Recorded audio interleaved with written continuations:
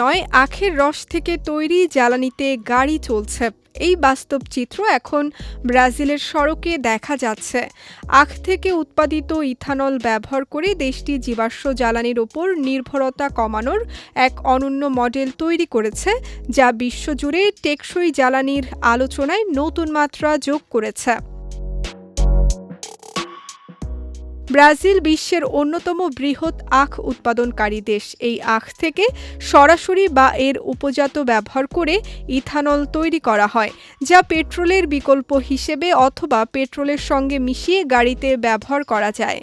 অনেক গাড়ি সেখানে ফ্লেক্স ফুয়েল প্রযুক্তির, অর্থাৎ একই গাড়ি পেট্রোল ও ইথানল দুই ধরনের জ্বালানিতেই চলতে সক্ষম।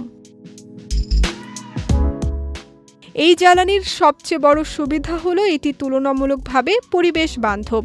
জীবাশ্ম জ্বালানির তুলনায় ইথানল পোড়ালে কার্বন নিঃসরণ কম হয়, ফলে বায়ু দূষণ হ্রাস পায় এবং জলবায়ু পরিবর্তনের প্রভাব কিছুটা নিয়ন্ত্রণে আসে।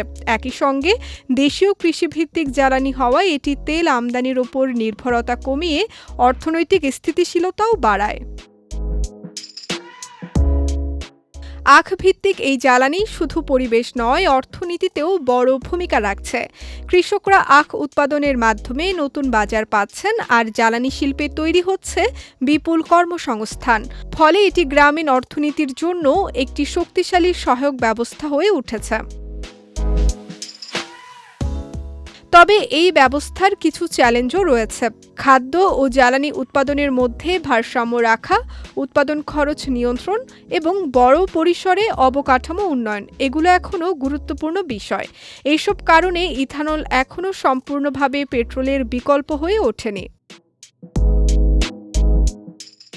তবুও ব্রাজিলের এই উদ্যোগ প্রমাণ করছে ভবিষ্যতের জ্বালানি ব্যবস্থা শুধু খনিজ তেলের ওপর নির্ভরশীল নাও হতে পারে। আখের মতো কৃষিজ সম্পদও হতে পারে পরিচ্ছন্ন, টেকসই এবং অর্থনৈতিকভাবে কার্যকর শক্তির একটি বড় উৎস। বিজয় টিভি নিউজ ডেস্ক।